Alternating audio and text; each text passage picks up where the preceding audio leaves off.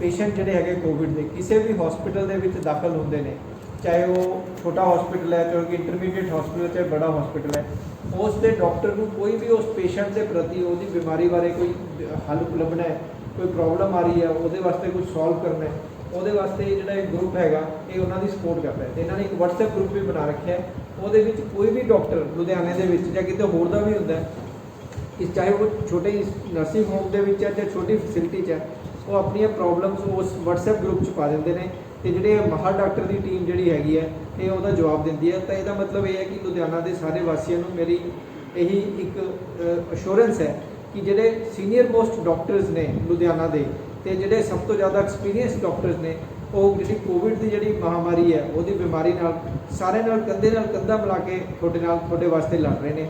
तो जी ये हैल्पलाइन जी हैगी उन्होंने कोविड वास्ते संजीवनी हैल्पलाइन ने 24 घंटे है वो डॉक्टर्स वास्ते है। दूसरा वो असी जोड़े संजीवनी के माहर डॉक्टर हर एक हफ्ते थोड़े रूबरू होंगे ने, तो जोड़े थोड़े सवाल आते हैं कोविड बारे या जिहड़ियां भी कोई होर प्रॉब्लम बारे आते हैं उनके वास्ते असी जवाब दें। मैं डॉक्टर विश्व मोहन दयानंद मैडिकल कॉलेज तो अज मेरे नाल डॉक्टर मैरी जॉन ने प्रोफैसर जो क्रिश्चियन मैडिकल कॉलेज ने, तो डॉक्टर बलदीप जोड़े कि साढ़े बहुत एक्सपीरियंस डॉक्टर ने जो सिविल हॉस्पिटल लुधियाना में काम करते हैं। सो इन्होंने लोगों ने शुरू तो जो कोविड शुरू होया उदों तो इस बीमारी नाल लड़ना शुरू किया, ना कि ये बाकी लोगों की हेल्प करते हैं डॉक्टर की, बल्कि आम लोगों को भी टाइम टू टाइम जगह जगह पर जाके ये बीमारी तो बचने के बाकी तरीके दसते हैं। सो अज असी बाकी जोड़े लोगों के कुछ सवाल लवांगे तो उन्होंने जवाब साढ़े माहर डॉक्टर देंगे। तो थोड़ा कोई भी सवाल हो तो सानू लिख सकते इतने भेज सकते हो तो असीं उसका जवाब देवांगे। काका चिट भी लिया देना। सो एक इंपॉर्टेंट चीज़ मैं थोड़े नाल साझी करनी चाहता सीगा कि जेडे ये बीमारी के जोड़े लक्षण ने वो थोड़ा सारिਆਂ पता है, गले का खराब होना, टेस्ट चेंज होना, मूँह का स्वाद चेंज हो जाना, स्मैल ना आनी, नज़ला नक ते बुखार तो शरीर का टुटना, ये बड़े कॉमन फीचर ने जोड़े इस कोविड बीमारी के है। पर ये जो भी है ये बीमारी को छुपाओ नहीं, ये साड़ी सबनों ये रिक्वेस्ट है कि जिन्ना छेती होवे ਉਹਦੇ वास्ते अपने टेस्ट कराओ, क्योंकि इस बीमारी जो पहले 3 दिनों टेस्ट आप करा लें बीमारी शुरू होने तो बाद, तो यदा इलाज बहुत ही सिंपल है, बड़िया सिंपल टेबलेट्स ने 2-3 टेबलेट्स ने तो घर के रेस्ट है। 97 तो 98% इस बीमारी के लोग बिल्कुल ठीक हो जाते हैं। तो जिन्ना आप जल्दी आवांगे इसका इलाज उन्ना वधिया हो सकता। सो काका साडा एक पहला सवाल है किसी तो वो सानू कह रहे हैं कि जो CT स्कैन हैगा उन्होंने वो कहते हैं कि मैनू गले की खराब सी ते खांसी हुई सी, तो किसी डॉक्टर ने या किसी जान पछाण वाले बंदे ने कहता कि तुसी CT स्कैन करा लो तो अपना जो गले वाला टेस्ट है वो हले ना कराओ। मैं ये सवाल डॉक्टर मैरिज तो पूछांगा कि डॉक्टर साहब ये CT स्कैन की की इंपॉर्टेंस है कि सानू ये पहला CT स्कैन कराना चाहता है जो साडा गला खराब या खांसी हो या कोई होर टेस्ट कराना चाहिए है? मेरे ख्याल से CT स्कैन की ज़रूरत नहीं शुरुआत में। CT स्कैन डॉक्टर्स के ऑर्डर्स के ऊपर ही करना चाहिए, अपने आप जाके नहीं बोलना चाहिए कि मुझे CT स्कैन करा दो। अगर आपकी गला खराब है, बुखार चढ़ रहे हैं तो फर्स्ट आप 2-3 दिन देख लेना। अगर आपके आसपास में एक्सपोजर आपको हुआ है तो और कांटेक्ट है, हिस्ट्री, सेफर है कि आप जाके अपना टेस्ट करवा लेना और खुली तरह से जाके बताना चाहिए कि ऐसे प्रॉब्लम है, मैंने किसी के साथ कांटेक्ट हुआ। आप अच्छा पास करके जाके CT स्कैन नहीं करना चाहिए क्योंकि आप जाके एक्सपोज कर रहे हैं। अगर आप पॉजिटिव है तो CT स्कैन मशीन जहाँ पे भी है जाके कर रहे हैं, वहाँ पे भी आप इन्फेक्शन स्प्रेड कर रहे हैं। तो विदाउट प्रिस्क्रिप्शन CT स्कैन नहीं करना चाहिए। सब डॉक्टर्स को पता है कब CT स्कैन प्रिस्क्राइब करना है, तो फालतू CT स्कैन नहीं करना चाहिए और अगर डॉक्टर बोलेंगे तभी तो करना है। फर्स्ट टेस्ट होगा आपकी कोविड टेस्ट इस टाइम में। डेफिनेटली फीवर है, खांसी है, गला खराब है, आजकल डेंगू वगैरह भी चल रहे हैं तो दूसरी बीमारियां भी हैं, तो CT स्कैन पहला टेस्ट नहीं है। तो तुसी सारे ने देखा होगा कि डॉक्टर साहब ने भी अपन बड़ी अच्छी तरह दसिया कि काफ़ी लोग साडे हॉस्पिटलों में आ रहे हैं CT के बड़े बड़े लिफाफे लैके, जो कि उन्होंने खर्चा भी हो रहा है। जिदा डॉक्टर साहब ने दसिया कि ना कि खुद एक्सपोज होंगे ने, जो उन्होंने मान लो करोना है तो वो जी इन्फेक्शन है बाकी लोगों को भी फैलती है, तो घर वालों भी फैलती है, तो जी गड्डी जाते हैं उस ड्राइवर को भी फैलती है। So CT scan as a first test Covid का सानू बिल्कुल नहीं कराना चाहिए। ये wastage of time, wastage of money और रेडिएशन एक्सपोजर है, तो बीमारी आप फैला सकते हैं। तो सब तो सिंपल टेस्ट ਜਿਹੜਾ ਹੈਗਾ ਉਹ ਸਵੈਬ ਟੈਸਟ ਹੈਗਾ, ਜਿਹਨੂੰ PCR ਟੈਸਟ ਕਹਿੰਦੇ ਆ ਜਾਂ ਇੱਕ ਰੈਪਿਡ ਕਾਰਡ ਟੈਸਟ ਹੈਗਾ। ਇਹ ਹੁਣ ਪਹਿਲਾਂ ਲੋਕ ਕਹਿੰਦੇ ਸੀ ਕਿ ਇਹਦੇ ਵਾਸਤੇ ਸਾਨੂੰ ਲਾਈਨ 'ਚ ਲੱਗਣਾ ਪਏਗਾ, ਸਾਨੂੰ ਇਹਦੀ ਪ੍ਰਸਕ੍ਰਿਪਸ਼ਨ ਲੈਣੀ ਪਏਗੀ। ਹੁਣ ਇਹ ਚੀਜ਼ ਨਹੀਂ ਹੈ। ਪਰਸੋਂ ਤੋਂ ਹੀ ਜੋ ਪੰਜਾਬ ਗਵਰਨਮੈਂਟ ਨੇ ਇਹਨੂੰ ਇਹ ਕਰ ਦਿੱਤਾ ਕਿ ਉਹਨਾਂ ਨੇ ਆਪਣੀਆਂ ਜਿਹੜੀਆਂ ਲੈਬੋਰਟਰੀਜ਼ ਨੇ ਜਿੱਥੇ ਟੈਸਟ ਹੁੰਦੇ ਨੇ ਉਹਦੀ ਪੂਰੀ ਲਿਸਟ ਹੈ, ਤੇ ਉਹ ਲਿਸਟ ਤੁਸੀਂ ਕਿਤੇ ਵੀ ਕਿਸੇ ਵੀ ਵੈਬਸਾਈਟ ਤੇ ਲੈ ਸਕਦੇ ਹੋ। ਤੁਸੀਂ ਉਸ ਜਗ੍ਹਾ ਤੇ ਜਾਓਗੇ ਤੇ ਉਹ ਤੁਸੀਂ ਕਹਿ ਸਕਦੇ ਹੋ ਕਿ ਮੈਨੇ ਆਪਣਾ ਇਹ ਕੋਵਿਡ ਦਾ ਟੈਸਟ ਕਰਾਣਾ ਹੈ। ਕਿਉਂ ਕਰਾਣਾ ਹੈ? ਉਹ ਤੁਹਾਡੇ ਤੋਂ 2-3 ਸਵਾਲ ਪੁੱਛਣਗੇ ਤੇ ਬਿਨਾਂ ਪ੍ਰਸਕ੍ਰਿਪਸ਼ਨ ਤੋਂ ਤੁਹਾਨੂੰ ਇਹ ਟੈਸਟ ਕਰਕੇ ਦੇ ਸਕਦੇ ਨੇ, ਤਾਂ ਕਿ ਤੁਹਾਨੂੰ ਕਿਸੇ ਹੋਰ ਲਾਈਨ 'ਚ ਨਾ ਲੱਗਣਾ ਪਵੇ। ਇਹ ਟੈਸਟ ਉਹ ਕਿਸੇ ਵੀ ਲੈਬ 'ਚ ਜਾ ਕੇ ਆਪਣਾ ਕਰਾ ਸਕਦੇ ਹੋ ਤੇ ਆਪਣਾ ਤੁਸੀਂ ਰਿਜ਼ਲਟ ਤੁਹਾਨੂੰ ਆ ਸਕਦਾ ਹੈ। ਡਾਕਟਰ ਬਲਦੀਪ, ਮੈਂ ਤੁਹਾਨੂੰ ਇਹ ਟੈਸਟ ਬਾਰੇ ਪੁੱਛਣਾ ਚਾਹਾਂਗਾ ਕਿ ਜਿਹੜਾ ਇਹ ਸਵੈਬ ਦਾ ਟੈਸਟ ਹੈਗਾ, ਜੇ ਮੰਨ ਲਓ ਕਿਸੇ ਨੂੰ ਮਾਮੂਲੀ ਬੁਖਾਰ ਹੈ, ਕੋਈ 30-35 ਸਾਲ ਦਾ ਬੰਦਾ ਹੈਗਾ, ਉਹਨੂੰ ਥੋੜਾ ਜਿਹਾ ਬੁਖਾਰ ਹੈ ਤੇ ਉਹਦਾ ਟੈਸਟ ਪੋਜ਼ਿਟਿਵ ਆ ਗਿਆ, ਤਾਂ ਕਈ ਲੋਕਾਂ ਨੂੰ ਡਰ ਸੀਗਾ, ਮੇਰਾ ਖਿਆਲ ਉਹਨਾਂ ਕਿਹਨਾਂ ਨੂੰ ਘਟ ਗਿਆ ਕਿ ਸਾਨੂੰ ਸਿਵਲ ਹਸਪੀਟਲ ਵਾਲੇ ਆਉਣਗੇ, ਸਾਨੂੰ ਕਾਰ ਆਏਗੀ, ਸਾਨੂੰ ਲੈ ਕੇ ਜਾਣਗੇ। ਇਹ ਜਿਹੜਾ ਹਲੇ ਵੀ ਅਫਵਾਹ ਕਈ ਵਾਰ ਚੱਲਦੀ ਹੈ, ਤੁਸੀਂ ਇਹਨਾਂ ਨੂੰ ਬਹੁਤ ਸਿੰਪਲੀਫਾਈ ਕਰਤਾ। ਤੁਸੀਂ ਸਾਡੇ ਦਰਸ਼ਕਾਂ ਨੂੰ ਫਿਰ ਦੱਸੋ ਕਿ ਇਹਨਾਂ ਨੂੰ ਅਸੀਂ ਕਿੱਦਾਂ ਮਤਲਬ ਹੋਰ ਕਿਸ ਬੈਟਰ ਤਰੀਕੇ ਨਾਲ ਇਹ ਸਮਝ ਸਕਣ ਕਿ ਜਿਹੜਾ ਬੁਖਾਰ ਹੈ ਇਹਨੂੰ ਹੋਮ ਆਈਸੋਲੇਸ਼ਨ ਦਾ ਕੀ ਕ੍ਰਾਈਟੇਰੀਆ ਹੈ ਤੇ ਕਿੱਦਾਂ ਕਰਦੇ। ਡਾਕਟਰ ਬਲਦੀਪ। ਸਾਰਿਆਂ ਨੂੰ ਸਤਿ ਸ਼੍ਰੀ ਅਕਾਲ ਜੀ। ਸਰ ਨੇ ਜਿਹੜਾ ਕੁਐਸਚਨ ਪੁੱਛਿਆ ਹੈਗਾ ਉਹਦੇ ਵਿੱਚ ਕਿ ਜੇ ਬੁਖਾਰ ਹੈਗਾ ਤੇ ਉਹਦਾ ਕਰੋਨਾ ਟੈਸਟ ਪੋਜ਼ਿਟਿਵ ਆ ਜਾਂਦਾ ਹੈਗਾ ਤੇ ਉਹਨੂੰ ਜੇ ਹਲਕਾ ਜਿਹਾ ਬੁਖਾਰ ਹੈ ਜਾਂ ਹਲਕੀ ਜਿਹੀ ਖਾਂਸੀ ਹੈਗੀ, ਕੋਈ ਸਾਹ ਨਹੀਂ ਚੜ ਰਿਹਾ, ਸਰ ਨੇ ਏਜ ਫੈਕਟਰ ਵੀ ਕਿਹਾ ਵੀ 30-35 ਸਾਲ ਦਾ, ਤਾਂ ਉਹ ਹੋਮ ਆਈਸੋਲੇਟ ਹੋ ਸਕਦਾ ਹੈ। ਹੋਮ ਆਈਸੋਲੇਸ਼ਨ ਦੀ ਐਪ ਵੀ ਹੈਗੀ ਹੈ, ਤੁਸੀਂ ਉੱਤੇ ਅਪਲਾਈ ਕਰ ਸਕਦੇ ਹੈਗੇ।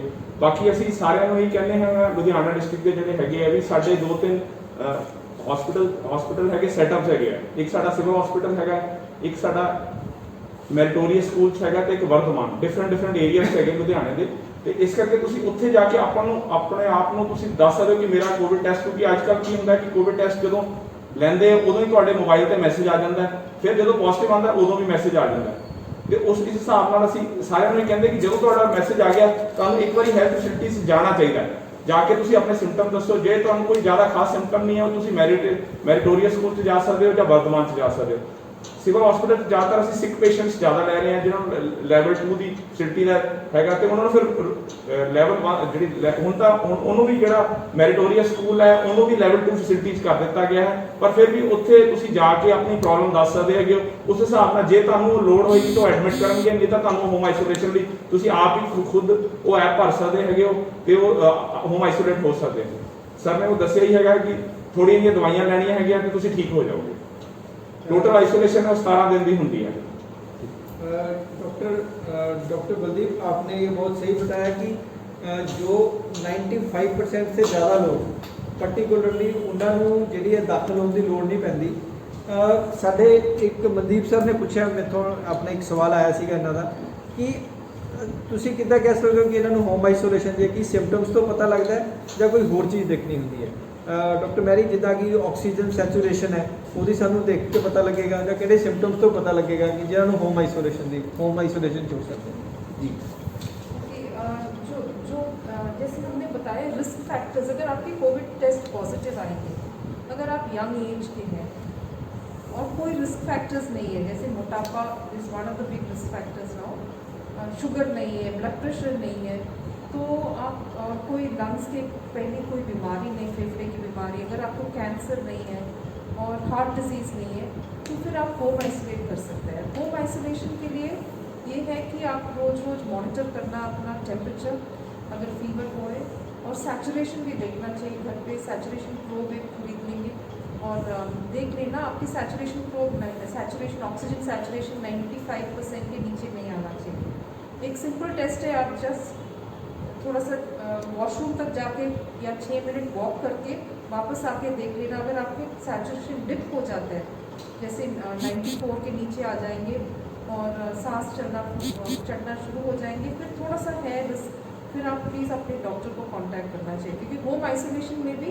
आपको अपने डॉक्टर के साथ हमेशा मिल के रहना है। अगर कोई भी प्रॉब्लम है फ़ौरन उनको बताना चाहिए कि ऐसे हो गया मुझे, और फिर उनकी एडवाइस लेना चाहिए। तो होम आइसोलेशन आप सैचुरेशन देख सकते हैं और टेम्परेचर भी अपना नोट करते जाना। Doctor Mandeep ji, I am sure कि आपको क्लैरिटी होगी माइल्ड डिजीज़ के बारे में। माइल्ड डिजीज़ का मतलब है कि जिद्दां शरीर का टुटना, थोड़ा जिहा बुखार हो जाना, 100 ਜਾਂ 101 तो घट बुखार होना, ਔਰ ਥੋੜਾ ਗਲਾ ਖਰਾਬ ਹੋਣਾ, ਇਹਨੂੰ ਅਸੀਂ ਮਾਈਲਡ 'ਚ ਮੰਨਦੇ ਹਾਂ। ਕਾਫੀ ਲੋਕ ਏਸਿਮਟੋਮੈਟਿਕ ਵੀ ਹੁੰਦੇ ਨੇ ਕਿਉਂਕਿ ਉਹ ਕਿਸੇ ਕੰਟੈਕਟ 'ਚ ਆਏ ਹੁੰਦੇ ਨੇ ਪਰ ਉਹਨਾਂ ਦਾ ਟੈਸਟ ਪੋਜ਼ਿਟਿਵ ਆਇਆ ਹੁੰਦਾ। ਸੋ ਮਾਈਲਡ ਔਰ ਏਸਿਮਟੋਮੈਟਿਕ ਦੋਨਾਂ ਨੂੰ ਅਸੀਂ ਇੱਕੋ ਕੈਟੇਗਰੀ 'ਚ ਲੈਂਦੇ ਹਾਂ ਜੇ ਉਹਨਾਂ ਨੂੰ ਕੋਈ ਰਿਸਕ ਫੈਕਟਰ ਨਹੀਂ, ਜਿੱਦਾਂ ਡਾਕਟਰ ਸਾਹਿਬ ਨੇ ਦੱਸਿਆ। ਉਹ ਵਾਰਨਿੰਗ ਸਿਗਨਲ ਕੀ ਹੈ ਤੁਹਾਨੂੰ ਬੜਾ ਕਲੀਅਰਲੀ ਦੱਸਦਾ, ਬੜਾ ਸਿੰਪਲ ਮੈਂ ਤੁਹਾਨੂੰ ਦੱਸ ਦਿੰਦਾ ਕਿ ਜੇ ਤੁਹਾਡਾ ਬੁਖਾਰ ਇੱਕਦਮ 102 ਤੋਂ ਉੱਪਰ ਹੋ ਜਾਏ ਤੇ ਤੁਸੀਂ ਘਰੇ ਹੈਗੇ ਹੋ, ਜਾਂ ਤੁਹਾਡਾ ਸਾਹ ਫੁੱਲਣਾ ਸ਼ੁਰੂ ਹੋ ਜਾਂਦਾ ਕਿਸੇ ਬੰਦੇ ਦਾ, ਉਹ ਕਹਿੰਦਾ ਕਿ ਮੈਂ ਤਾਂ ਬਾਥਰੂਮ ਤੱਕ ਗਿਆ, ਵਾਪਸ ਆਇਆ ਤਾਂ ਗੱਲ ਵੀ ਨਹੀਂ ਹੋਈ, ਸਾਹ ਫੁੱਲਣਾ ਸ਼ੁਰੂ ਹੋ ਗਿਆ, ਹੱਥ ਵਗੈਰਾ ਨੀਲੇ ਹੋਣੇ ਸ਼ੁਰੂ ਹੋ ਗਏ, ਤਾਂ ਕਾਫੀ ਸੀਰੀਅਸ ਮੰਨਦੇ ਇਸ ਚੀਜ਼ ਨੂੰ। ਜਾਂ ਤੁਹਾਨੂੰ ਪਰਸਿਸਟੈਂਟ ਕਫ ਆ ਰਹੀ ਹੈ, ਉਹ ਬਿਲਕੁਲ ਠੀਕ ਹੀ ਨਹੀਂ ਹੋ ਰਹੀ ਤੇ ਨਾਲ ਉਹਦੇ ਸਾਹ ਫੁੱਲ ਰਹੇ ਆ, ਤੇ ਤੁਸੀਂ ਜੇ ਕਿਸੇ ਨੂੰ ਫੋਨ ਆਉਂਦਾ ਤਾਂ ਉਹਦੇ ਨਾਲ ਗੱਲ ਨਹੀਂ ਕਰ ਪਾ ਰਹੇ, ਮੰਨ ਲਓ ਜੇ ਆਪਾਂ ਗਿਣਤੀ ਗਿਣਦੇ ਹਾਂ, ਮੰਨ ਲਓ 10-15 ਗਿਣਤੀ ਵੀ ਇੱਕ ਸਾਹ 'ਚ ਨਹੀਂ ਕਰ ਪਾਉਂਦੇ। ਬੜਾ ਸਿੰਪਲ ਤੇ ਦੇਸੀ ਤਰੀਕਾ ਹੈ, 1 2 3 4 5 6 7 8 9 10 11 12 13 ਇਸ ਤਰ੍ਹਾਂ ਕਾਊਂਟ ਕਰੋ। ਜੇ 15 ਜਾਂ 10 ਤੋਂ ਘੱਟ ਗਿਣਤੀ ਹੁੰਦੀ ਹੈ, ਜੇ 8 ਸੈਕਿੰਡ ਮਤਲਬ ਹੁੰਦੀ ਹੈ ਤੁਹਾਡੀ ਘੱਟ ਹੁੰਦੀ ਹੈ ਤੇ ਤੁਹਾਡਾ ਸਾਹ ਟੁੱਟ ਰਿਹਾ, ਇਹਦਾ ਮਤਲਬ ਇਹ ਸੀਰੀਅਸ ਚੀਜ਼ ਹੈ, ਇਹ ਆਪਣੇ ਡਾਕਟਰ ਦੀ ਸਹਾਇਤਾ ਲਓ।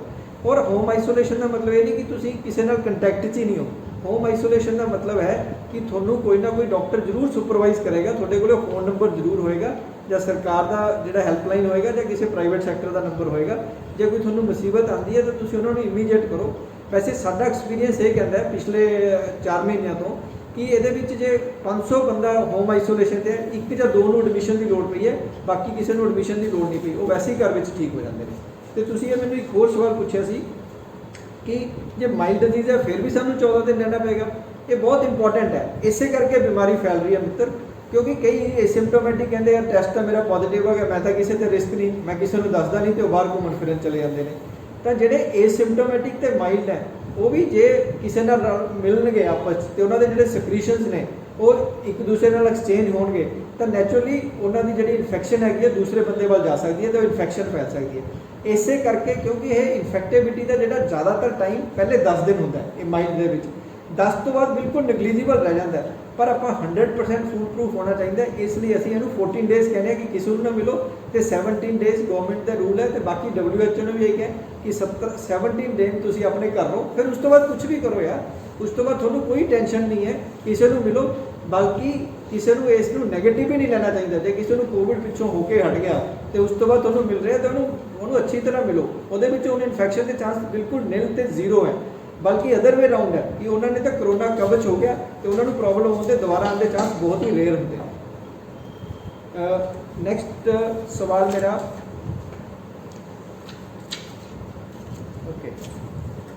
ਅਗਲਾ ਸਵਾਲ ਸੀਗਾ ਡਾਕਟਰ ਸਾਹਿਬ ਤੁਹਾਡੇ ਵਾਸਤੇ ਡਾਕਟਰ ਬਲਦੀਪ, ਕਿ ਜਿਹੜੀ ਤੁਸੀਂ ਕਹਿ ਰਹੇ ਸੀ ਨਾ ਵੀ ਮੈਂ ਤੁਹਾਨੂੰ ਤੁਸੀਂ ਕਹਿ ਰਹੇ ਹੋ ਕਿ ਕੁਝ ਦਵਾਈਆਂ ਲੈਣੀਆਂ ਪੈਂਦੀਆਂ ਮਾਈਲਡ ਨੂੰ, ਇਹ ਕਿਹੜੀਆਂ? ਕੁਝ ਲੋਕ ਐਂਟੀਵਾਇਰਲ ਦੇ ਥੱਬਾ ਭਰ ਕੇ ਦੇ ਦਿੰਦੇ ਨੇ 15-20 ਗੋਲੀਆਂ। ਮੈਂ ਕਈ ਲੋਕਾਂ ਨੂੰ ਪੁੱਛਿਆ ਵੀ ਤੁਸੀਂ ਮਾਈਲਡ ਨੂੰ ਕਰੇਗੀ ਦਵਾਈ ਜੀ, ਇੱਕ ਤਾਂ ਸਾਨੂੰ 18 ਗੋਲੀਆਂ ਰੋਜ਼ ਲੈਣੀਆਂ ਪੈਂਦੀਆਂ ਨੇ, ਫਿਰ ਆਹ ਵਾਲੀਆਂ ਵਿਟਾਮਿਨਸ ਲੈਣੇ ਪੈਂਦੇ ਨੇ, ਆਹ ਐਂਟੀਬਾਇਓਟਿਕਸ ਲੈਣੇ ਪੈਂਦੇ ਆ। ਤਾਂ ਮਾਈਲਡ ਦੇ ਵਿੱਚ ਵੀ ਉਹਨਾਂ ਨੂੰ ਕਈ ਲੋਕਾਂ ਨੂੰ 25-30 ਟੈਬਲੇਟਸ ਲੈਣੀਆਂ ਪੈਂਦੀਆਂ, ਜਿਹੜੀਆਂ ਕਿ ਮੈਨੂੰ ਆਪਾਂ ਨੂੰ ਪਤਾ ਹੈ ਕਿ WHO ਪੰਜਾਬ ਦੀ ਗਾਈਡਲਾਈਨ ਤੇ ਸਾਰੀਆਂ ਕਹਿੰਦੀਆਂ ਕਿ ਸਾਨੂੰ ਇਹ ਦਵਾਈਆਂ ਨਹੀਂ ਲੈਣੀਆਂ ਚਾਹੀਦੀਆਂ। ਤਾਂ ਤੁਹਾਡੇ ਖਿਆਲ ਵਿੱਚ ਕਿਹੜੀਆਂ ਮੈਡੀਸਨ ਨੇ ਜੋ ਘਰੇ ਏਸਿਮਟੋਮੈਟਿਕ ਬੰਦਾ ਲੈ ਰਿਹਾ? ਡਾਕਟਰ ਸਾਹਿਬ, ਡਾਕਟਰ ਬਲਦੀਪ।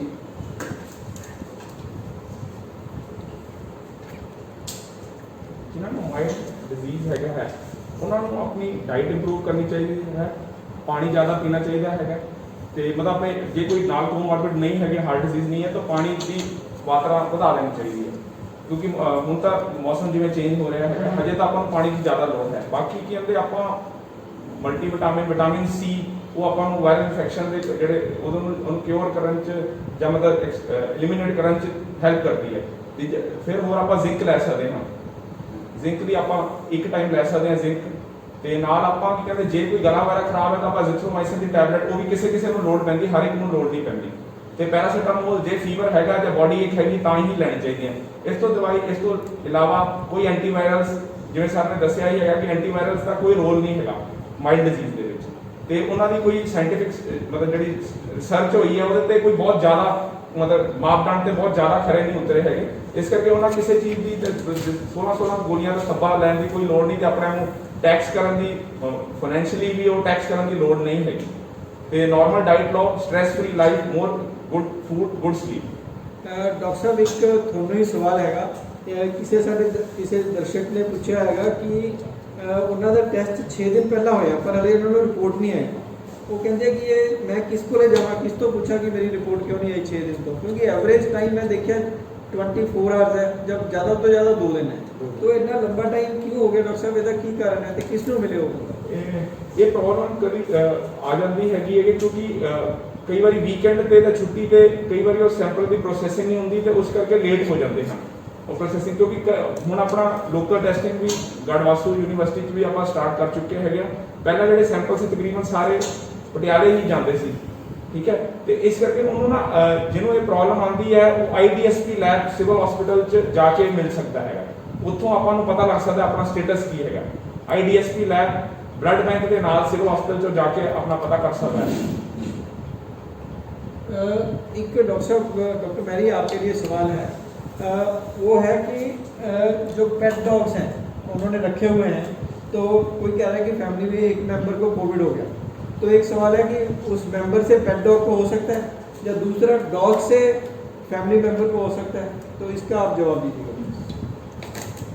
तो जो हमें पता चला है कि नॉर्मली एनिमल से फैलता नहीं है, बट फिर भी household it has very rare reports है कि पेट डॉग पॉजिटिव आए हैं, बट वेरी अनलाइकली। आप फिर भी जो घर पे है एक दूसरे से दूरी, जो घर के लोग हैं, पेट डॉग को I don't know what the question was, pet dog से फैल सकते हैं? हाँ, कि डॉग दे पेशेंट तो पेट डॉग में फैल सकता है कि नहीं फैल सकता? Very unlikely. वैसे आप ज़्यादा उनको पकड़ के don't bring them to close, we don't know, अभी साइंटिफिक रिसर्च में कुछ आया नहीं है, हमें पता नहीं इसके बारे में। जितना मैम जितना कुछ रिपोर्ट्स थी US की और ऑस्ट्रेलिया की, वो कह रहे हैं कि आदमी से पेट डॉग को जाने के चांसेस हैं लेकिन बहुत कम है। सिंगापुर की भी कुछ केसेस थे, अदर वे राउंड नहीं है कि एनिमल से अगर दिक्कत नहीं है तो उसको इंसान को नहीं आती। सो बहुत क्लीयर है कि जो थोड़ा पेट डॉग है और तुसी ज़्यादा इन्फेक्टिव हो तो जिदा मैम ने कहा कि उसको अपने तो दूर रखो तो उस तो बचाओ, but other way round it is not there. So I think थोड़ा ये जवाब का सवाल थोड़ा मिल गया होगा। एक क्वेश्चन थोड़ा बहुत इंटरेस्टिंग सीगा, ਉਹ ਮੈਨੂੰ ਪੁੱਛ ਰਹੇ ਕਿ ਜੇ ਜਿੰਨੀ ਦੇਰ ਤੱਕ ਰਾਜਕੁਮਾਰ ਜੀ ਕਹਿੰਦੇ ਨੇ ਕਿ ਜਿੰਨੀ ਦੇਰ ਤੱਕ ਵੈਕਸੀਨ ਨਹੀਂ ਆਉਂਦੀ ਉਨੀ ਦੇਰ ਤੱਕ ਕੀ ਕਰੀਏ। ਇਹ ਕੁਐਸਚਨ ਕਰੋੜਾਂ ਲੋਕ ਪੁੱਛ ਰਹੇ ਨੇ ਦੁਨੀਆ ਦੇ ਕਿ ਅਸੀਂ ਕੀ ਕਰੀਏ। ਤਾਂ ਮੇਰਾ ਸਾਰਿਆਂ ਨੂੰ ਇੱਕੋ ਹੀ ਇਹਦਾ ਆਨਸਰ ਹੈ, ਸਭ ਤੋਂ ਇੰਪੋਰਟੈਂਟ ਚੀਜ਼ ਹੈ ਪ੍ਰੀਵੈਂਸ਼ਨ। ਤੇ ਉਹ ਪ੍ਰੀਵੈਂਸ਼ਨ ਆਪਾਂ ਕਦੇ ਭੁੱਲਣੀ ਨਹੀਂ। ਜੇ ਅਸੀਂ ਪ੍ਰੋਪਰ ਮਾਸਕ ਪਾਇਆ, ਕੋਈ ਵੀ ਮਾਸਕ ਹੈ ਜਿਹੜਾ ਨੱਕ ਨੂੰ ਕਵਰ ਕਰ ਰਿਹਾ, ਸੋਸ਼ਲ ਡਿਸਟੈਂਸਿੰਗ ਅਸੀਂ ਕਰ ਰਹੇ ਹਾਂ, ਇੱਕ ਦੂਸਰੇ ਤੋਂ ਜਿਹੜੀ ਦੂਰੀ ਹੈਗੀ ਹੈ, ਸਮਾਜਿਕ ਦੂਰੀ ਜਿਹੜੀ ਹੈਗੀ ਹੈ ਉਹ 2 ਮੀਟਰ ਤੱਕ ਰੱਖੀ ਹੋਈ ਹੈ। ਬਾਰ-ਬਾਰ ਅਸੀਂ ਹੱਥ ਧੋ ਰਹੇ ਹਾਂ 20 ਸੈਕਿੰਡ ਸਾਬੋ ਨਾਲ, 20 ਸੈਕਿੰਡ ਬਹੁਤ ਜ਼ਿਆਦਾ ਇੰਪੋਰਟੈਂਟ ਹੈ ਟਾਈਮਿੰਗ। ਔਰ ਜੇ ਸਾਨੂੰ ਨੱਕ ਜ਼ੁਕਾਮ ਜਾਂ ਖਾਂਸੀ ਕੋਈ ਆਉਂਦੀ ਹੈ ਤਾਂ ਆਪਾਂ ਸੋਸ਼ਲ ਐਟੀਕੇਟਸ ਜਿਹੜੇ ਹੈਗੇ ਨੇ ਇੱਦਾਂ ਰੱਖੀਏ। ਇਹ ਚਾਰੋਂ ਚੀਜ਼ਾਂ। ਤੇ ਓਵਰ ਕਰਾਊਡਿੰਗ, ਕਿ ਆਪਾਂ ਨੂੰ ਮੈਨੂੰ ਮਾਰਨ ਵਾਲੀ ਗੱਲ ਹੈ ਕਿ ਜੇ ਅਸੀਂ 10 ਬੰਦਿਆਂ ਦੇ ਨਾਲ ਬੈਠ ਕੇ ਚਾਹ ਪੀਵਾਂਗੇ, ਕਿਉਂਕਿ ਅੱਜ ਕੱਲ੍ਹ ਏਸਿਮਟੋਮੈਟਿਕ ਵੀ ਬਹੁਤ ਹੋ ਗਿਆ, ਪੰਜਾਬ ਵਿੱਚ ਕੇਸਿਸ ਜ਼ਿਆਦਾ ਹੋ ਰਹੇ ਨੇ ਕੁਛ, ਤਾਂ ਇਹ ਪੀਕ ਆਉਣ ਵਾਲੀ ਹੈ ਤਾਂ ਛੇਤੀ ਬ੍ਰੇਕ ਹੋ ਜਾਣਗੇ। ਪਰ ਉਹ ਜਿਹੜੇ ਏਸਿਮਟੋਮੈਟਿਕ ਪੇਸ਼ੈਂਟ ਮੰਨ ਲਓ ਚਾਹ ਪੀ ਲਈ, ਆਪਾਂ ਉਹਨਾਂ ਦਾ ਤਾਂ ਬਿਲਕੁਲ ਠੀਕ ਹੈ, ਚਲੋ ਬੈਠ ਕੇ 5 ਮਿੰਟ ਗੱਲਾਂ, ਉਹ ਇਨਸਾਨ ਹੈ, ਉਹਦਾ ਵੀ ਮਨ ਕਰਦਾ ਕਈ ਵਾਰ ਕਿ ਇਹ ਇਸ ਤਰ੍ਹਾਂ ਬੈਠੀਏ। ਪਰ ਬ੍ਰਦਰ ਜਿੰਨੀ ਦੇਰ ਤੱਕ ਇਹ ਵੈਕਸੀਨੇਸ਼ਨ ਨਹੀਂ ਆਉਂਦੀ ਤੇ ਇੱਕ ਵਾਰ ਵੀ ਆਪਣੇ ਤੋਂ ਇਸ ਚੀਜ਼ ਦੀ ਚੂਕ ਹੋ ਗਈ ਤਾਂ ਫਿਰ ਆਪਾਂ ਨੂੰ ਇਹਦਾ ਮੁੱਲ ਭੁਗਤਣਾ ਪਏਗਾ। ਸੋ ਮੇਰੀ ਐਡਵਾਈਸ ਹੈ ਕਿ ਜਿੰਨੇ ਪ੍ਰੀਵੈਂਟਿਵ ਮੈਜਰਸ ਨੇ, ਜਿੰਨੀ ਦੇਰ ਤੱਕ ਵੈਕਸੀਨ ਨਹੀਂ ਆਉਂਦੀ, ਇਹ ਆਪਾਂ ਨੂੰ ਕੰਟੀਨਿਊ ਕਰਨੀ ਚਾਹੀਦੀ ਹੈ। Just think that mask is our vaccine. ਇਹ ਸਵਾਲ ਡਾਕਟਰ ਬਲਦੀਪ ਦਾ ਹੈ। ਡਾਕਟਰ ਸਾਹਿਬ ਇਹ ਕਹਿ ਰਹੇ ਨੇ ਕਿ ਜੇ ਤੁਸੀਂ ਇੱਕ ਸਟੇਟ ਤੋਂ ਦੂਜੀ, ਮੰਨ ਲਓ ਦਿੱਲੀ ਤੋਂ ਕੋਈ ਬੰਦਾ ਹੈ, ਤਾਂ ਉਹਦੇ ਵਾਸਤੇ ਕੀ ਗਾਈਡਲਾਈਨ ਨੇ? ਪੰਜਾਬ ਵਿੱਚ ਆਇਆ ਕਿੰਨੀ ਦੇਰ ਰਹਿਣਾ ਹੈ, ਕਿੰਨੀ ਦੇਰ ਟੈਸਟ ਕਰਾਉਣਾ ਹੈ ਜਾਂ ਨਹੀਂ ਕਰਾਉਣਾ? ਸੇਮ ਤੁਸੀਂ ਫੋਰਨ ਵਾਸਤੇ ਵੀ ਦੱਸ ਸਕਦੇ ਹੋ ਡਾਕਟਰ ਬਲਦੀਪ। ਸਰ ਦਾ ਸਵਾਲ ਬਹੁਤ ਜ਼ਿਆਦਾ ਇੰਪੋਰਟੈਂਟ ਤੇ ਇਸ ਬਹੁਤ ਵੈਲਿਡ ਸਵਾਲ ਹੈਗਾ ਇਹ ਵਾਲਾ। ਤੇ ਜਿਵੇਂ ਹੁਣ ਕੋਈ ਦਿੱਲੀ ਤੋਂ ਆਇਆ ਹੈਗਾ, ਕਿਉਂਕਿ ਉਹ ਹਾਈ ਰਿਸਕ ਏਰੀਆ ਹੈਗਾ ਤਾਂ ਮਤਲਬ ਉਹਦੇ ਵਿੱਚ ਪਹਿਲਾਂ ਅਸੀਂ ਉਹਨੂੰ ਕੁਆਰੰਟਾਈਨ ਕਰਦੇ ਹੈਗੇ ਹਾਂ, ਠੀਕ ਹੈ। ਜੇ ਉਹ ਬਹੁਤ ਹਾਈ ਰਿਸਕ ਐਕਸਪੋਜ਼ਰ ਹੈ ਫਿਰ ਪਹਿਲੇ ਦਿਨ ਟੈਸਟ ਕਰਦੇ ਹਾਂ, ਨਹੀਂ ਤਾਂ 5ਵੇਂ ਦਿਨ ਟੈਸਟ ਹਰ ਇੱਕ ਦਾ ਕਰਦੇ ਹਾਂ। ਜੇ ਹੁਣ ਦਿੱਲੀ ਵਗੈਰਾ ਤੋਂ ਆਇਆ ਹੈਗਾ, ਉਹਨੂੰ 5 ਦਿਨ ਤੋਂ ਬਾਅਦ ਦੀ ਟੈਸਟਿੰਗ ਜ਼ਰੂਰ ਹੋਣੀ ਹੈ, 5ਵੇਂ ਦਿਨ ਤੋਂ ਬਾਅਦ। ਤੇ ਇੱਦਾਂ ਹੀ ਜਿਹੜੇ ਫੋਰਨ ਟਰੈਵਲਰਸ ਹੈ ਉਹ ਜਾ ਕੇ ਆਪਣਾ ਮੈਰੀਟੋਰੀਅਸ ਸਕੂਲ 'ਚ ਜਾਂਦੇ ਹਨ, ਉਸ ਤੋਂ ਬਾਅਦ ਉਹਨਾਂ ਨੂੰ ਕੁਆਰੰਟਾਈਨ ਕੀਤਾ ਜਾਂਦਾ ਹੈਗਾ ਕੋਈ ਵੀ ਫੈਸਿਲਿਟੀ ਦੇ ਵਿੱਚ। PAU 'ਚ ਹੈਗੇ, ਕੁਝ ਹੋਟਲਸ ਹੈਗੇ ਆ, ਉੱਥੇ ਉਹਨਾਂ ਨੂੰ ਕੁਆਰੰਟਾਈਨ ਕੀਤਾ ਜਾਂਦਾ। ਫਿਰ ਉਹਨਾਂ ਦਾ 5ਵੇਂ ਦਿਨ ਟੈਸਟ ਹੁੰਦਾ।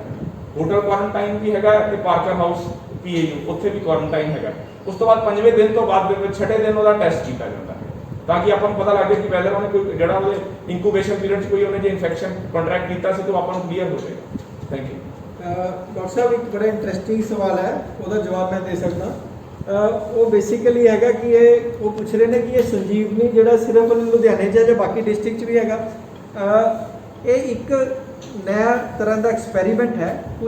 ਕੁਝ ਮਹੀਨਿਆਂ ਤੋਂ ਪੰਜਾਬ ਗਵਰਨਮੈਂਟ ਨੇ ਇੱਕ ਟਰਸ਼ਰੀ ਕੇਅਰ ਗਰੁੱਪ ਵੀ ਬਣਾਇਆ, ਜਿਹਦੇ ਵਿੱਚ ਇੰਟਰਨੈਸ਼ਨਲ ਐਕਸਪਰਟਸ ਨੇ ਪੰਜਾਬ ਦੇ ਰੂਰਲ ਏਰੀਆ ਵਾਸਤੇ ਬਣਾਇਆ ਤੇ ਜਿਹੜੇ ਮੈਡੀਕਲ ਕਾਲਜ ਨੇ ਸਰਕਾਰੀ ਉਹਨਾਂ ਵਾਸਤੇ ਬਣਾਇਆ, ਕਿਉਂਕਿ ਬਿਮਾਰੀ ਬਾਰੇ ਕੁਝ ਨਹੀਂ ਪਤਾ ਸੀ। ਤਾਂ ਕੁਝ ਬਾਹਰਲੀ ਕੰਟਰੀ ਦੇ ਲੋਕਾਂ ਨੇ ਤੇ ਪੀਜੀਆਈ ਨੇ ਸਾਡਾ ਸਾਥ ਦਿੱਤਾ, ਡਾਕਟਰ ਤਲਵਾਰ ਨੇ ਬਣਵਾਇਆ ਸੀ।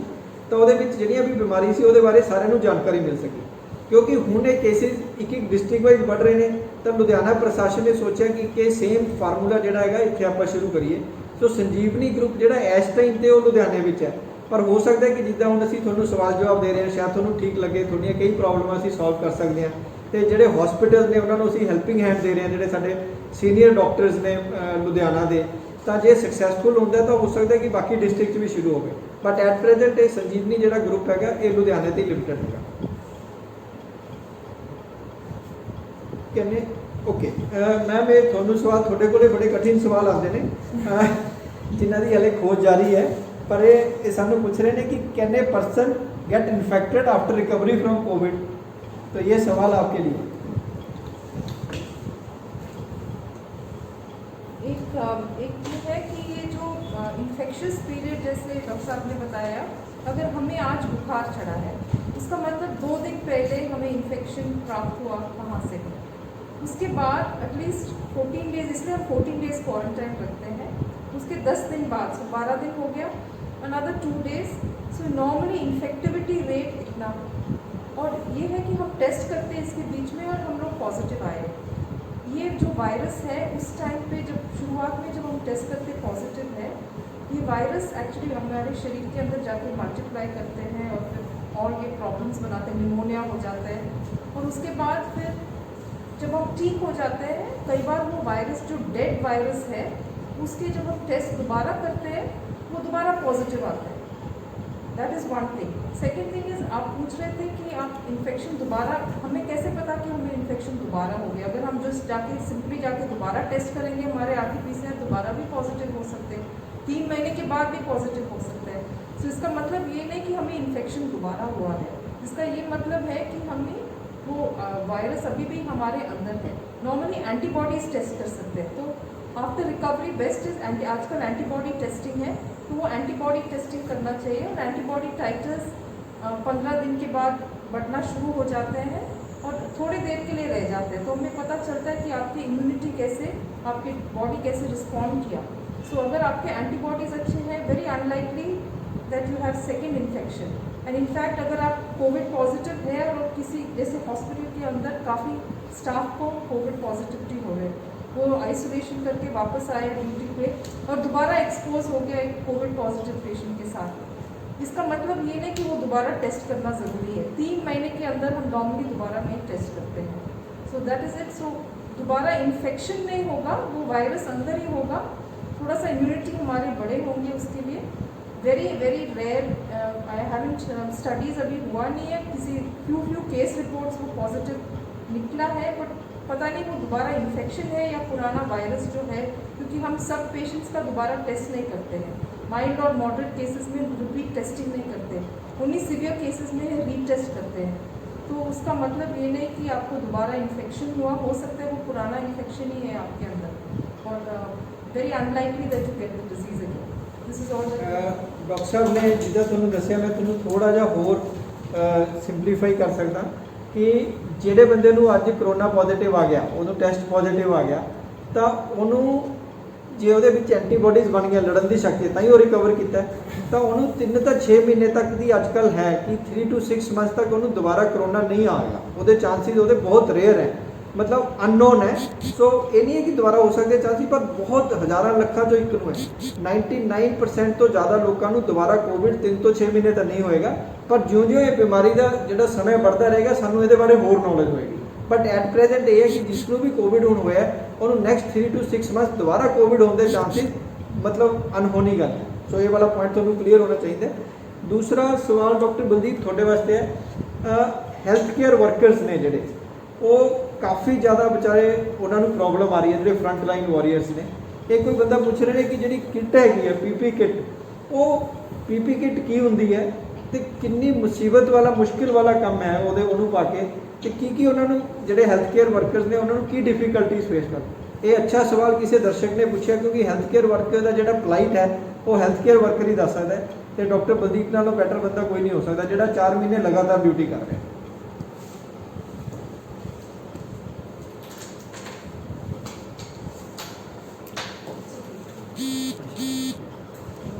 ਸਰ ਦਾ ਬਹੁਤ ਵੈਲਿਡ ਸਵਾਲ ਫਿਰ ਜਿਹੜਾ ਕਿ ਕਹਿੰਦੇ ਹੈਲਥ ਕੇਅਰ ਵਰਕਰਸ, ਕਿਉਂਕਿ ਫਰੰਟ ਲਾਈਨ ਕਰੋਨਾ ਵਾਰੀਅਰਸ ਆਪਾਂ ਉਹਨਾਂ ਨੂੰ ਕਹਿੰਦੇ ਹੈਗੇ ਆ, ਕਿਉਂਕਿ ਉਹ ਲਗਾਤਾਰ ਇਸ ਬਿਮਾਰੀ ਨਾਲ ਜੂਝ ਰਹੇ ਹਨ। ਜਿਹੜੇ ਵੀ ਪੇਸ਼ੈਂਟਸ ਆਉਂਦੇ ਹਨ, ਇਨਫੈਕਟਡ ਪੇਸ਼ੈਂਟਸ ਹੁੰਦੇ ਹਨ, ਉਹਨਾਂ ਨਾਲ ਲਗਾਤਾਰ ਜੂਝ ਰਹੇ ਹਨ। ਤੇ ਇਹ ਕਿੱਟ ਜਿਹੜੀ ਹੁੰਦੀ ਹੈ ਉਹ ਇੱਕ ਸਪੈਸ਼ਲ ਮਟੀਰੀਅਲ ਨਾਲ ਬਣੀ ਹੁੰਦੀ, ਜਿਹੜਾ ਇਨਪਰਵੀਅਸ ਹੁੰਦਾ ਹੈਗਾ। ਪਾਣੀ ਦਾ ਵੀ ਕੋਈ ਸਪਲੈਸ਼ ਦਾ, ਪਾਣੀ ਦਾ ਕੋਈ ਮਤਲਬ ਗਿੱਲੀ ਨਹੀਂ ਹੁੰਦੀ ਇਹ ਕਿੱਟ, ਤੇ ਇਹਨਾਂ ਨੂੰ ਆਲਮੋਸਟ ਸਾਰੀ ਬਾਡੀ ਕਵਰ ਕਰ ਦਿੰਦੀ ਹੈ। ਮਤਲਬ ਜਿਹੜੇ ਪਾਰਟ ਹੈ ਕਹਿੰਦੇ ਆਪਾਂ ਜਿਹੜੀ ਪੀਪੀ ਕਿੱਟ ਹੈਗੀ ਹੈ ਉਹ ਸਾਰੀ ਬਾਡੀ ਨੂੰ ਕਵਰ ਕਰ ਲੈਂਦੀ ਹੈ। ਉਸ ਤੋਂ ਬਾਅਦ ਆਪਾਂ ਕਹਿੰਦੇ ਗੋਗਲਸ ਪਾ ਲਈ ਤੇ ਉੱਪਰ ਸ਼ੀਲਡ ਪਾ ਲਈ, ਤਾਂ ਕਿ ਆਪਣਾ ਕਈ ਜਿਹੜੀ ਪੀਪੀ ਕਿੱਟ ਹੈ ਉਹ 'ਚ ਹੁੱਡ ਵੀ ਹੁੰਦੀ ਹੈ, ਠੀਕ ਹੈ। ਬਾਡੀ ਦਾ ਸਾਰੇ ਪਾਰਟਸ ਕਵਰ ਹੋ ਜਾਂਦੇ ਹਨ। ਜਦੋਂ ਬਾਡੀ ਦੇ ਸਾਰੇ ਪਾਰਟ ਕਵਰ ਹੁੰਦੇ, ਕੋਈ ਹਵਾ ਅੰਦਰ ਬਾਹਰ ਨਹੀਂ ਜਾ ਸਕਦੀ, ਤਾਂ ਤੁਹਾਨੂੰ ਆਪ ਹੀ ਮਤਲਬ ਅੰਦਾਜ਼ਾ ਹੋ ਜਾਏਗਾ ਕਿ ਅੰਦਰ ਮਤਲਬ ਬੰਦੇ ਦੀ ਜਿਹੜੀ ਹਵਾ ਉਹ ਪਾਸ ਨਹੀਂ ਹੋ ਰਹੀ, ਤੇ ਅੰਦਰ ਕਿਤੇ ਪਸੀਨਾ ਆਏਗਾ। ਜਿਹੜਾ ਜਿਹਨੇ ਪੀਪੀ ਕਿੱਟ ਪਾਈ ਉਹਨੂੰ ਲਗਾਤਾਰ ਦੇ 6 ਘੰਟੇ ਜਾਂ 8 ਘੰਟੇ ਪਾ ਕੇ ਰੱਖਣੀ ਹੈਗੀ ਜਦ ਤੱਕ ਪੇਸ਼ੈਂਟ ਨੂੰ ਦੇਖਣਾ ਹੈਗਾ। ਤਾਂ ਉਹ ਬੜਾ ਮਤਲਬ ਉਹਦੇ ਲਈ ਕਠਿਨ ਸਮਾਂ ਹੁੰਦਾ ਉਸ ਟਾਈਮ ਦੇਖਣਾ, ਪੇਸ਼ੈਂਟ ਨਾਲ ਗੱਲ ਵੀ ਕਰਨੀ ਹੈਗੀ ਹੈ, ਉਹਨੂੰ ਡਾਇਗਨੋਸ ਵੀ ਕਰਨਾ ਹੈਗਾ, ਤੇ ਬੜਾ ਔਖਾ ਸਮਾਂ ਹੁੰਦਾ ਉਹਦੇ ਲਈ। ਪਰ ਜਿਹੜੇ ਕਰੋਨਾ ਵਾਰੀਅਰਸ ਹੈਗੇ ਉਹ ਹੁਣ ਮੈਂ ਤਕਰੀਬਨ 4 ਮਹੀਨੇ ਤੋਂ ਪਾ ਰਿਹਾ, ਮੇਰੀ ਥੋੜੀ ਰੈਜ਼ਿਸਟੈਂਸ ਹੋ ਗਈ ਹੈ। ਹੁਣ ਮੈਨੂੰ ਉਹਨਾਂ ਗਰਮੀ ਉਨੀ ਲੱਗਦੀ ਨਹੀਂ ਹੈਗੀ ਜਿੰਨੀ ਪਹਿਲਾਂ ਲੱਗਦੀ ਸੀਗੀ। ਤਾਂ ਉਹ ਜਿਵੇਂ ਆਪਾਂ ਟਾਈਮ ਪਾਸ ਕਰ ਰਹੇ ਹਾਂ ਤਾਂ ਆਪਾਂ ਉਹਨੂੰ ਆਪਣੀ ਥੋੜੀ ਅਡੈਪਟੇਬਿਲਿਟੀ ਬਣ ਰਹੀ ਹੈ ਉਹ ਪੀਪੀ ਕਿੱਟ ਪਾਉਣ ਦੀ। ਤੇ ਅੱਗੇ ਪਰ ਇਟਸ ਅ ਡਿਫਿਕਲਟ ਇਸ਼ੂ, ਜਿਹੜੇ ਹੁਣ ਜਿਵੇਂ ਨਵੇਂ ਕਿਉਂਕਿ ਰੋਟੇਸ਼ਨ ਤੇ ਕਰਨਾ ਹੁੰਦਾ ਸਟਾਫ ਨੂੰ, ਤੇ ਜਿਹੜੇ ਨਵੇਂ ਆਉਂਦੇ ਉਹਨਾਂ ਨੂੰ ਕਾਫੀ ਡਿਫਿਕਲਟੀ ਫੇਸ ਕਰਨੀ ਹੁੰਦੀ ਹੈ। ਉਹਨਾਂ ਨੂੰ ਘੁੱਟਣ ਵੀ ਬਹੁਤ ਜਲਦੀ ਮਹਿਸੂਸ ਹੁੰਦੀ ਹੈ। ਜਿਨ੍ਹਾਂ ਦੇ ਕਈਆਂ ਦੇ ਪਸੀਨਾ ਬਹੁਤ ਜ਼ਿਆਦਾ ਆਉਂਦਾ ਹੈ, ਤਾਂ ਉਹ ਜਲਦੀ ਉਹਨਾਂ ਨੂੰ ਹੁੰਦਾ ਵੀ ਸਾਡਾ ਕੰਮ ਜਲਦੀ ਹੋਵੇ ਤਾਂ ਅਸੀਂ ਫਟਾਫਟ ਕਿੱਟ ਲਾਈਏ। ਪਰ ਇਹ ਬੜਾ ਚੈਲੰਜਿੰਗ ਇਸ਼ੂ ਹੈਗਾ ਹੈਲਥ ਕੇਅਰ ਵਰਕਰਸ ਵਾਸਤੇ। ਦੇਖੋ ਦੋਸਤੋ, ਮੈਂ ਤੁਹਾਨੂੰ ਇਹ ਦੱਸਣਾ ਚਾਹਾਂਗਾ ਕਿ ਪੀਪੀ ਕਿੱਟ ਜਿਹੜਾ ਡਾਕਟਰ ਬਲਦੀਪ ਨੇ ਦੱਸਿਆ ਕਿ ਤੁਹਾਡੀ ਕੋਈ ਏਰੀਏਸ਼ਨ ਨਹੀਂ ਹੈ।